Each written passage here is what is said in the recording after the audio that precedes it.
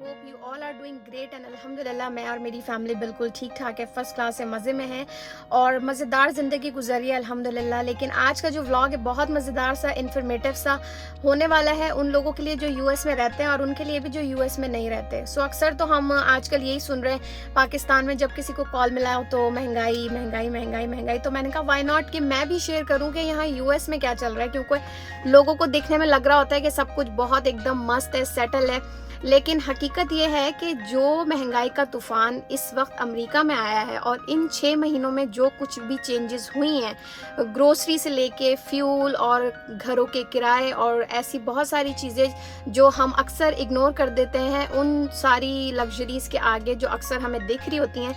सो आज के व्लॉग में मैं आप लोगों के साथ ये तमाम चीज़ें शेयर करने वाली हूँ कि इस वक्त क्या सिचुएशन है यूएस में, ग्रोसरी कितने की थी और कितने की हो गई है, ये सारी चीज़ें आज आप लोगों के साथ शेयर करने वाली हूँ। So let's go.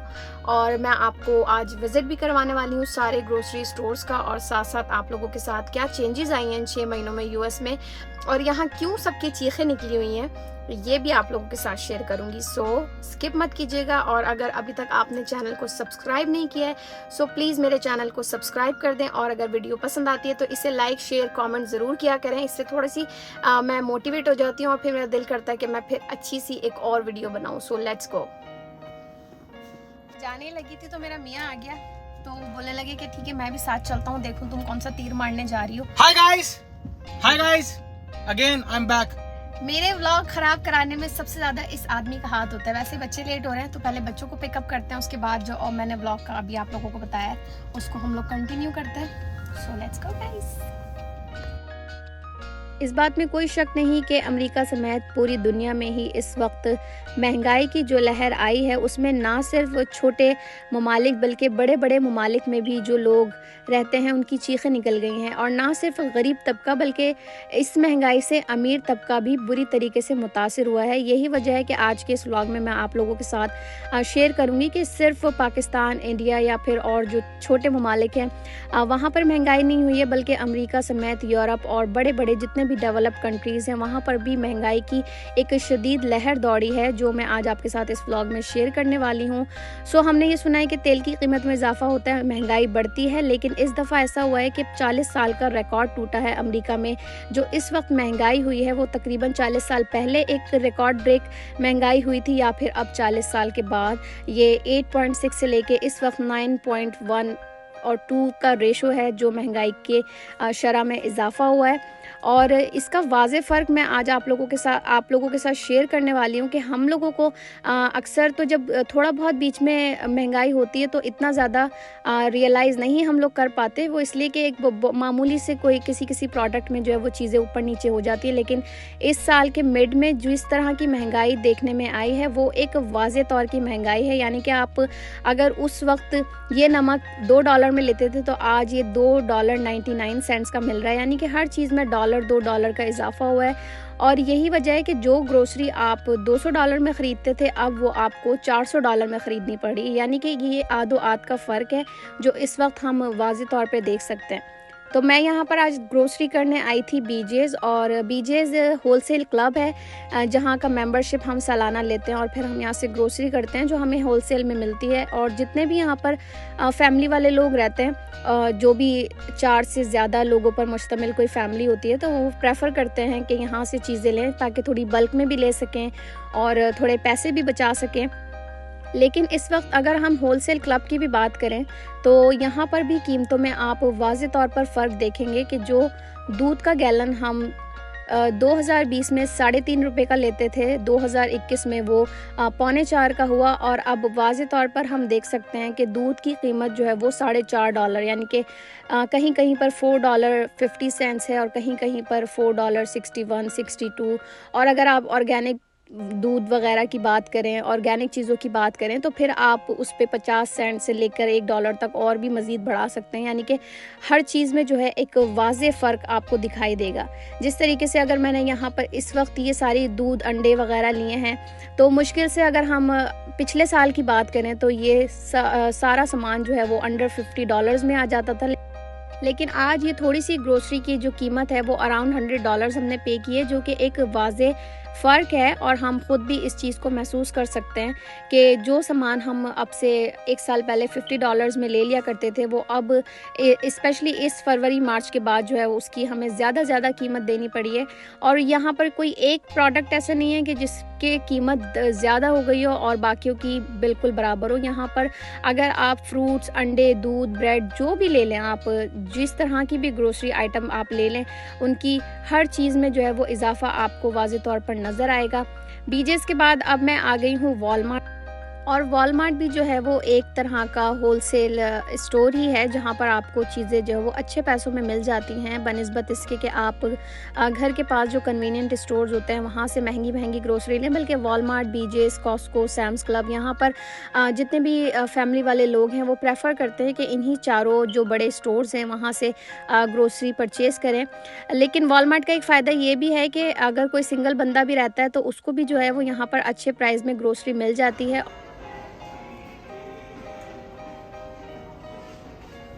अच्छा, इस महंगाई के दौर में जहाँ पर ग्रोसरी आइटम में इतने प्राइसेस में इजाफा हुआ है, गाड़ी के ऑयल वगैरह सेम ही है कि उनमें भी पैसे बढ़े? महंगा हो गया। ये $8 का था ना। अच्छा 11 का हो गया। अच्छा, बाकी ऑयल मेरे ख्याल से 1 रुपये का पड़ता है, इतना नहीं है। चलो। सो बीजेस और वॉलमार्ट के बाद अब मैं आ गई हूँ जेट्रो, यानी कि ये है रेस्टोरेंट डिपो। यहाँ पर मोस्टली फैमिलीज़ तो नहीं आती, यहाँ पर जो रेस्टोरेंट ओनर्स हैं वही लोग आ पाते हैं, क्योंकि यहाँ का ये जो मेंबरशिप कार्ड है ये सिर्फ जो रेस्टोरेंट ओनर्स होते हैं, जो रेस्टोरेंट या फिर डेली ग्रोसरी वगैरह ओन करते हैं, उन्हीं को ये कार्ड अलॉट होता है उनके डॉक्यूमेंट्स के अकॉर्डिंग।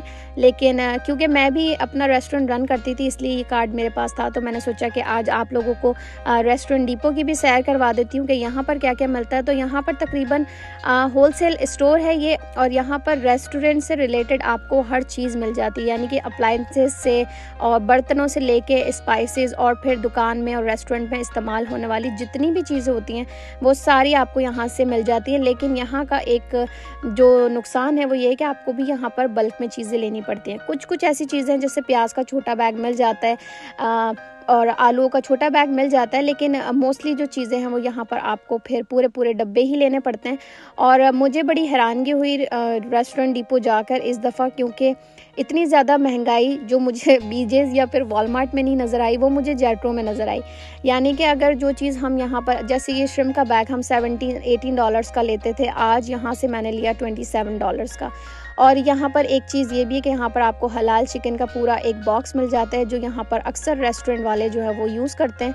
तो उसकी कीमत में भी मैं आपको बता दूं कि पूरा 2 टाइम्स इजाफा देखने में आया। और जो भी फ़िश, दूध वगैरह यहाँ पर इस तरह डब्बों में मिल जाते हैं पूरे कंटेनर्स, उनमें भी जो है वो डबल इजाफा देखने में आया। मैं तो यहाँ पर आज आई थी बच्चों के लिए चिकन नगेट्स लेने, इसलिए कि उसमें मुझे लगता था कि शायद थोड़े से पैसे हम सेव कर सकते हैं। अगर मैं किसी मकामी स्टोर से लेती तो वहाँ से मुझे पूरा पैकेट 25 का नहीं मिल रहा था, बल्कि एक सिर्फ पैकेट का एक हिस्सा 25 का मिल रहा था। लेकिन यहाँ पर जो चिकन नगेट्स का पूरा डब्बा था वो 25 का लगा था, लेकिन अनफॉर्चुनेटली मुझे वो भी नहीं मिला, क्योंकि जहाँ पर महंगाई इतनी ज़्यादा बढ़ गई है वहाँ पर डिमांड और सप्लाई की जो एक प्रॉब्लम है वो भी अब तक चल रही है। यानी कि पेंडेमिक के बाद चीज़ों की जो शॉर्टेज हो गई थी और अभी तक वो शॉर्टेज जो है वो ठीक नहीं हो पा रही। हालांकि महंगाई इतनी ज़्यादा हो गई है, लेकिन फिर भी मार्केट में आप देखेंगे कि कई दफ़ा तो आप जब जाते हैं तो आपको ना अंडे मिलते हैं ना दूध मिलता है, और अक्सर बेशतर फिर आपको कोई ना कोई जो है वो उसी चीज़ की कोई रद्दोबदल आपको चीज़ लानी पड़ती है। सो यहाँ पर मैं मोस्टली तो पहले बटर वगैरह ले लेती थी, लेकिन आज मुझे कोई ख़ास ऐसा फ़र्क दिखाई नहीं दिया जो मैं बीजेस या वॉलमार्ट से कंपेयर करूँ तो मुझे लगे कि हाँ शायद जेट्रो जो है वो उन स्टोर से ज़्यादा सस्ता है, बल्कि बिल्कुल ऐसा नहीं है। जेट्रो में मुझे आज लगा कि शायद बीजेस या फिर वॉलमार्ट जो है वो बेस्ट है ग्रोसरी के लिए। वो इसलिए भी कि अगर हम अपनी फैमिली के हिसाब से रेट्स वगैरह कंपेयर करेंगे और हम ये देखें कि हमें वॉलमार्ट से भी चीनी का बैग इतने का ही मिलता है, तो फिर जेट्रो से लेने का क्या फ़ायदा। हालांकि यहाँ पर जो है वो आपको डबल पैकेट लेने पड़ जाते हैं अक्सर बेशतर। तो अब आ जाते हैं हलाल गोश्त की तरफ। तो ये जो है वो हम देसियों के लिए एक बहुत बड़ा चैलेंज है। अल्हम्दुलिल्लाह मैं ऐसी जगह पर रहती हूँ जहाँ पर हमें हलाल गोश्त की बिल्कुल कोई प्रॉब्लम नहीं फेस करनी पड़ी, ना ही पेंडेमिक में और ना ही पेंडेमिक के बाद। हाँ, अलबत्ता ये ज़रूर है कि गोश्त की कीमत में भी बहुत ज़्यादा इजाफा देखने में आया है, और क्योंकि हम देसी हैं तो हमें आटा, चावल और इस तरह की चीज़ें जो सिर्फ देसी स्टोर्स यानी कि पाकिस्तान और इंडियन स्टोर्स पर ही मिलती हैं, वो हमें यहाँ से अपने घर के पास अगर स्टोर्स हैं तो वहाँ से लेनी पड़ती हैं।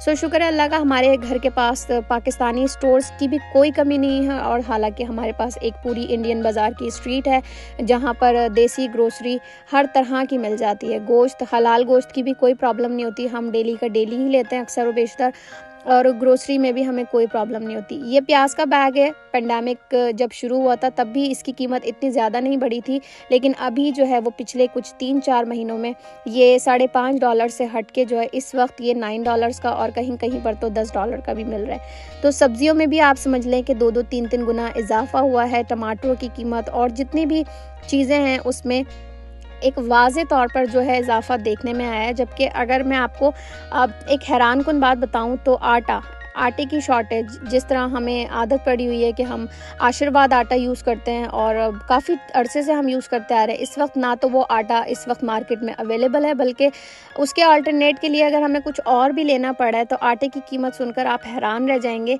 कि जहाँ पर हम आटा $13 का लेते थे, आज उस आटे की कीमत $20 से $22 हो गई। यानी कि एक बहुत बड़ा फ़र्क है आटे का।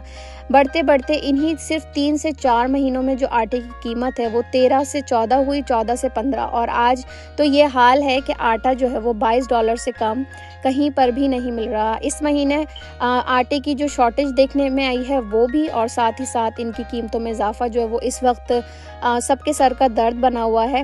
हालांकि चावलों में भी $5 से $6 और $60 का इजाफा हुआ है, लेकिन फिर भी हम कोशिश करते हैं कि भाई हम पाकिस्तानी प्रोडक्ट ख़रीदें। और ये घर के करीबी एक कन्वीनियंस स्टोर है जो बिल्कुल भी कन्वीनियंट नहीं है, क्योंकि सबसे ज़्यादा जो प्राइसेस देखने में आते हैं वो कन्वीनियंट स्टोर पे आपको देखने में आते हैं। यानी कि हर चीज़ डबल से भी ट्रिपल यहाँ पर मिलती है। और अगर एक बहुत ही नुकसान बताया जाए तो ग्रोसरी वगैरह हर चीज़ बहुत महंगी है, लेकिन अभी तक जो आवरली वेज है वो वहीं पर है। सो आई होप कि आपको पसंद आया होगा व्लॉग। जल्दी से इसे लाइक कर दें।